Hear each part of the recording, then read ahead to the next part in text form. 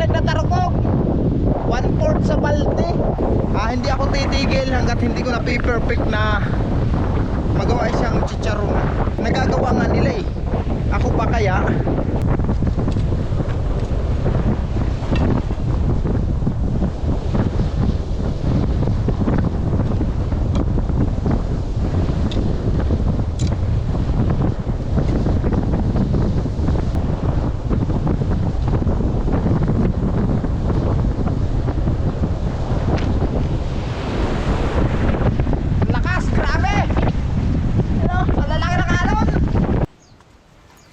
Ang dami na! Ayan mga kasinag oh. Oh, ay gulay na tayo. Pagkaswerte, nakahinog na langka na naman tayo. Mga kasinag, magtatanghali na. Ngayon, kukuha muna ako ng gulaying sitaw bago tayo magpunta sa hibasanan. At kukuha ulit ako ng tarukog ngayon mga kasinag. Kasi po gusto kong ma-perfect yung may kalamintas. Kasi nga mga kasinag, gusto ko pong ma-perfect na gumawa ng chicharong tarukog na pwede nating pagkakitaan. Hirap kasi ng buhay ngayon. Nangarap kasi ako mga kasinag magkameron ako ng sariling produkto. Kaya kukuha ulit ako ng tarukog. Gawin nating chicharon para may pagkakitaan tayo mga kasinag. Source of income natin. Ito na mga sitaw ko mga kasinag oh. Siya na po yan. Yan oh, kunin natin to, nasa uba na yan kahit medyo maliit pa.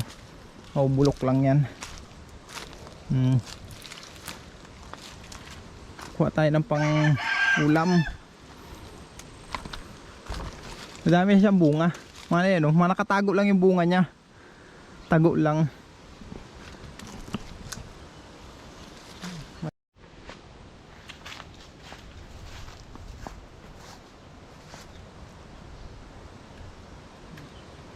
Marami na, dami ng bunga.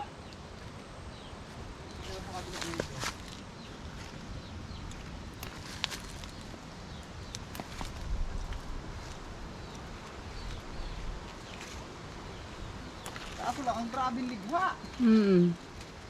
Yung mga ligha sa mangga na wala, dito naglilipatan sa bunga ng sitaw.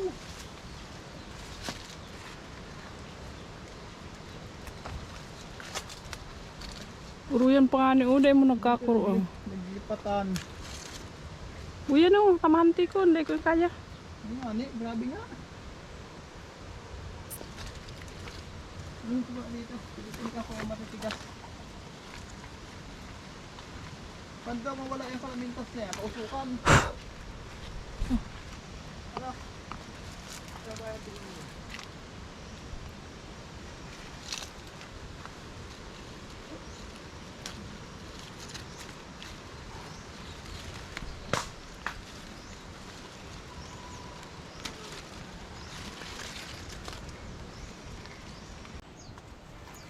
Ang dami na!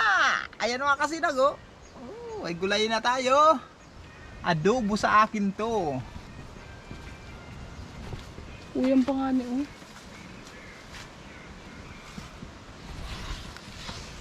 May pusa dito ng anak.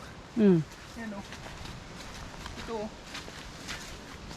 Yan oh. Hindi ko alam kung kanino yung pusa yan. Yan oh. Diyan nag-anak.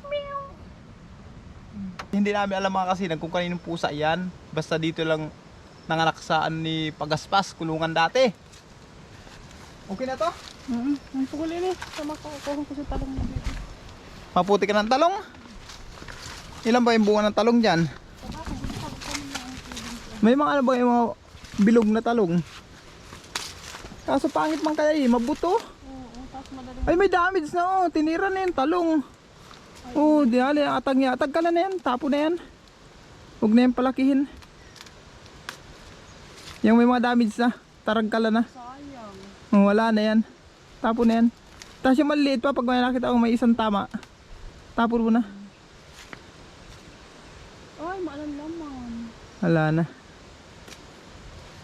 Tapon mo na yan. Doon sa kabila, may isa pa baga oh, medyo malaki sa tahaw. Pag may tama na isa, wala na yan. Yung bilog. Ako ka. Dahil na. Ihalo mo sa adobong sitaw. Hindi man. Kunin na lahat yan. Dati ay kayo ni sadik pa pagkukuan. Yung ani. Doon sa kabila parang maraming bunga yun. May gulayin tayo. Pang adobo. Mga kasinag, alas 2 na ng hapon. Ayan o, dagat natin ngayon. Malakas. Yun. Malakas na pahibas na. Nakita niyo yan?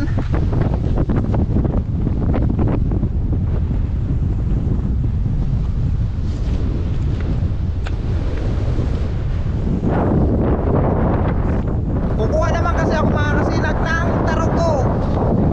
Hindi nga tayo nagtagumpay kahapon sa ginawa nating chicharon. Baka ngayon mga kasinag sa kukunin kong taroko, magtagumpay na tayo nang makapagnegosyo tayo mga kasinag. Hirap ng pamumuhay dito sa amin. Hindi ako titigil hanggat hindi ko na perfect na magawa siyang chicharon. Kasi napanood ko nga sa TV, nagagawa nga nila eh. Ako pa kaya? Saka ang dami dito sa amin nun. Hindi ako titigil mga kasinag hanggat hindi ko na pagtatagumpayan na magawang chicharon yun. Ayan, malapit na tayo. Nandito na tayo sa may Rawes.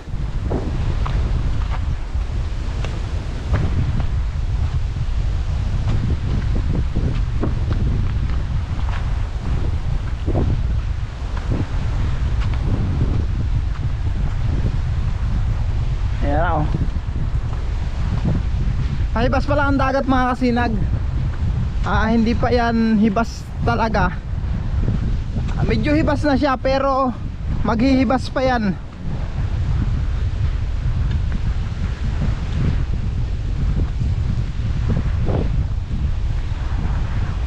Presko ng hangin.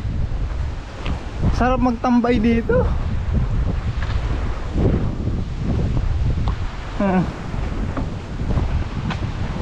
Ang presko ng hangin. Wala lang naanod na isda dyan. Pagka ganito kasi ang panahon mga kasinag sa amin, habagat tapos malakas ang dagat, marami ditong naanod na isda. Kasi nga kung maalala nyo mga kasinag, nung mga nakarang taon, nung panahon na malakas din ang dagat dito sa amin, nag-aabang po ako ng mga isda dyan, mga palutang-lutang. Kasi marami dyang na aanod na isda. Yung mga nakadulag sa lambat, hindi rin nagtatagal yung mga ganun, matay din. Mga sariwa pa naman yung mga isda na lumulutang dyan. Siguro sa lakas ng dagat, nadidisgrasya din yung ibang isda. Ayun, napapadpa dito sa amin. Doon na tayo mag-umpisa sa unahan mga kasinag. Doon sa dulo. Papunta tayo dito.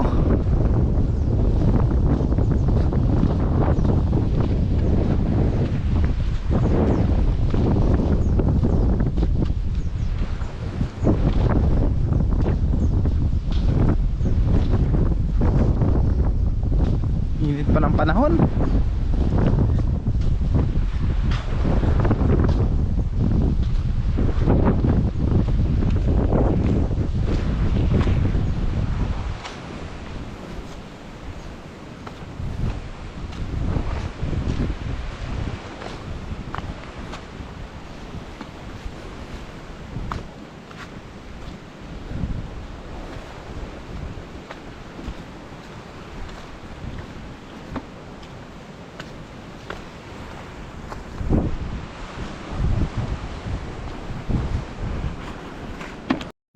Pa. Medyo malapit na tayo mga kasinag. Nakikita nyo ba yun? Yun, nakita nyo yung parang ano na yan, mga bato na yan. Diyan tayo pupunta. Doon tayo dadaan Kasi nung nakaraan, hindi namin napuntahan yan. Kasi marami na rin kami nakuha nun At alanganin na rin kami sa oras nun. Kaya ngayon, dyan ako mag-uumpisa manguha ng tarukog. Hanggat hindi ko na pagtatagumpayan na makagawa ng chicharong tarukog, hindi ako titigil. Kaya ko yan. Tiwala lang. Malapit na tayo.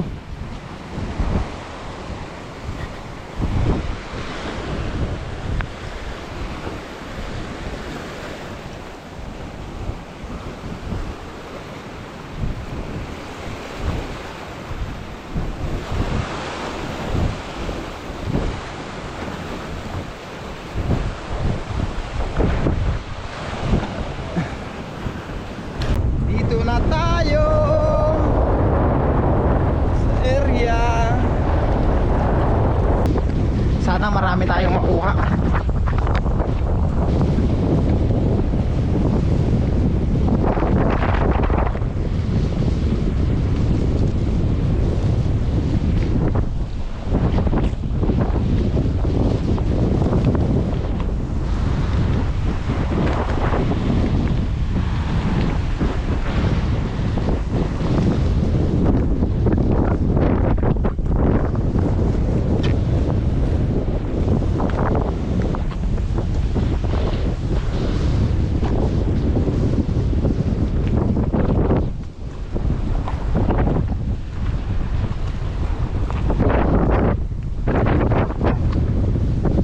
Daming sisi oh. Hindi ko lang alam mga kasilag kung matataba na yung sisi na yan. Dami. Daming tiktikin. Oh yun. Yo, isa. Yan oh. Ito yung pakay natin. Ayan na oh. Yun oh.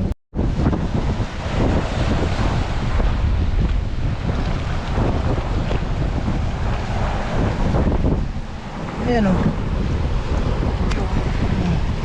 Yun oh. Yun. Yun pa. Ito malaki-laki to.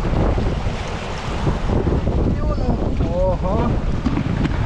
Ito malaki-laki to. Yun oh.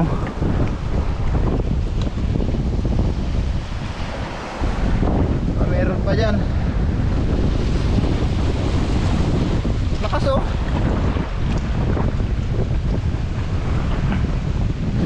Lakas ang dagat.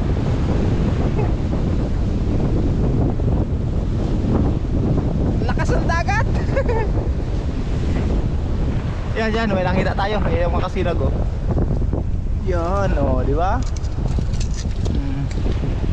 Ito lang talagang pakay ko dito. Wala nang iba. Kundi itong tarukog na ito.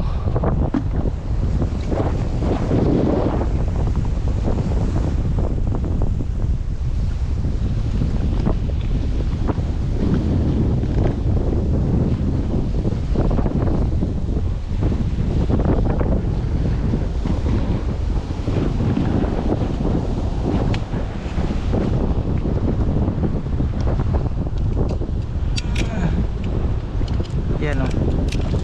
Yan. Patalasan ng mata eh. Kasi ano siya mga kasinag, tawag nito, nakakaduling din.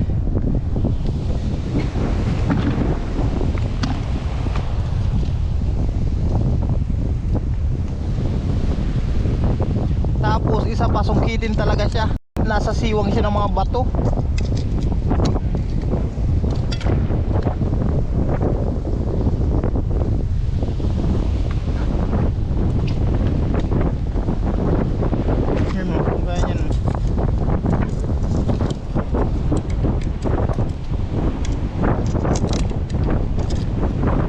Dami. Mas magandang kunin sana itong mga kasinag pag gabi. Kasi nakalabas po sila pag gabi. Pag iniilaw yan, mas maganda itong ilawin sa gabi. Kasi nakalabas sila. Kaso lang, susunod na lang tayo mag-iilaw ng gabi. Mas malaki kasi ang hiba sa araw kaysa sa gabi. Kaya hindi pa tayo nangilaw eh. Nasaan pa?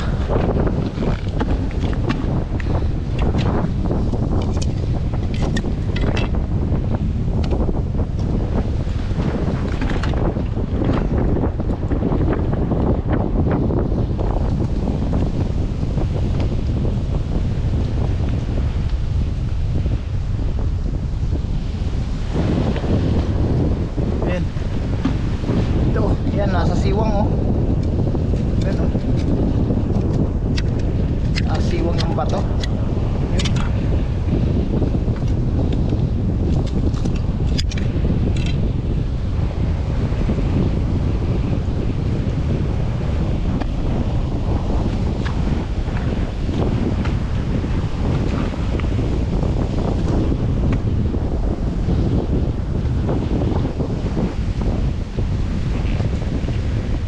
Ito.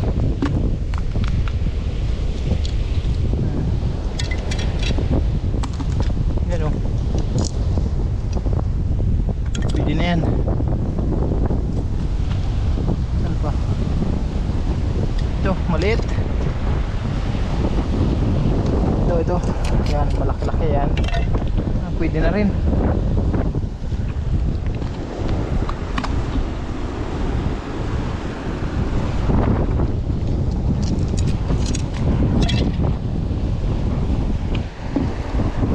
Yan pala yung nakukuha natin, oh.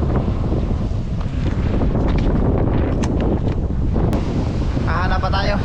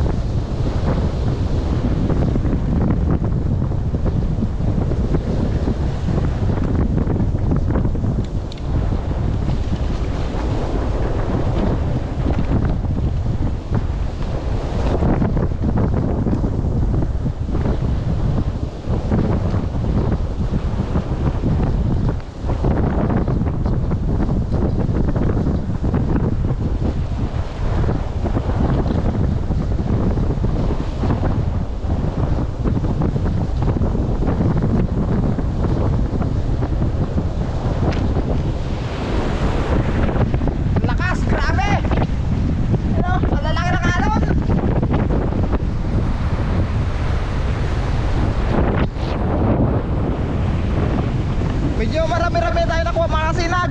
Ayan na po. Ayan. Madilim. Hindi kita. Ayan. Medyo marami-rami na yung atin nakukuha. Pero kulang pa ito. Maghahanap pa tayo. Dadamihan na natin mga kasinag.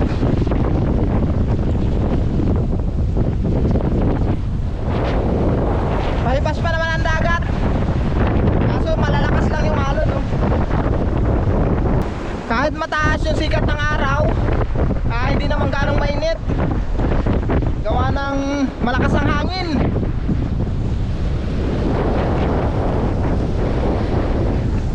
Yun oh. Yun mga kasinag, oh.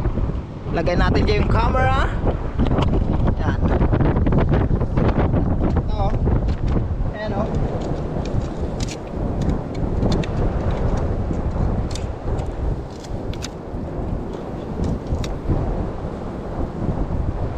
Kailangan may panunggit ka talaga. Matindi kasing kumapit siya mga kasinag.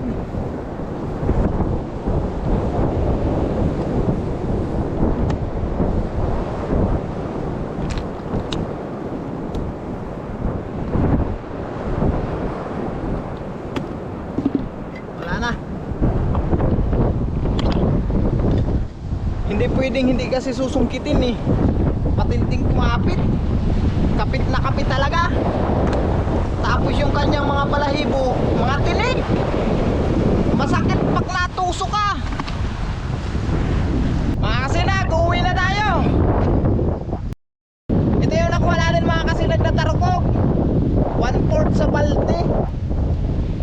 Wala akong ibang ginawa kundi tarukog talaga. Ayan, uwi na tayo. Sisiguraduhin ko mga kasinag na ma-perfect ko na. Pag hindi ko pa rin na perfect, bukas kukuha ulit ako. Kuha lang tayo ng kuha. Kasi libre naman ito dito sa amin mga kasinag. Hindi mo naman bibilhin.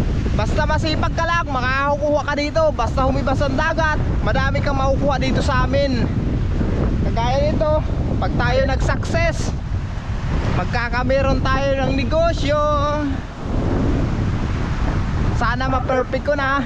Sa lahat po ng ating mga viewers, subscribers, maraming salamat po sa inyong suporta. Mga kasinag, kakaiba naman ang kulimlim ng panahon. Kakaiba naman ang langit natin mga kasinag. Parang nagbabadya na naman ang ulanin. Andito na pala tayo sa bahay. Pupunta ako dito sa kulungan ng baboy. Gawa ng magbabahog si Mrs. Ayan, andito siya. Ayun o.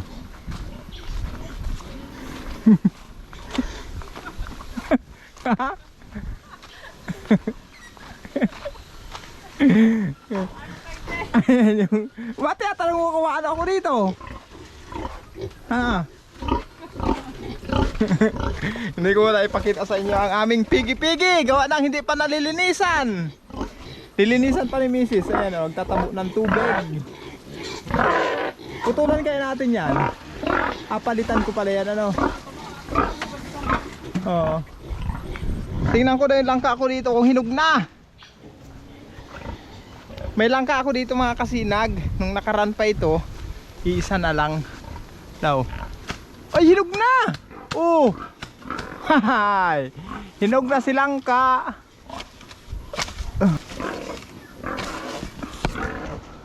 Oh. Oh, hoy. Hinog na. Ay, ang bango. Oh, tiyo, hinog na. Ay, ang bango mga kasinag. Magkasorte. Uy. Magkasorte. Nakahinog na langka na naman tayo. Ano gawin ka natin dito? Tinamisan kayo natin. Iulamin natin mamaya. Ano? Ang bango. Ay, sarap. Iba-iba talaga pag nasa probinsya mga kasinag. Kain mo ang mga prutas na fresh na fresh. Upay, ang ingay mo upay. Ha? Upay, ang ingay mo, gutom na ba? Gutom? Sige, ako na magtatabo. Ayun mga kasinag, magbabahog muna kami ng baboy. Tatabuan ko muna si Mrs. para malinisan na niya. Yun ang gusto niya, itabuan ko siya.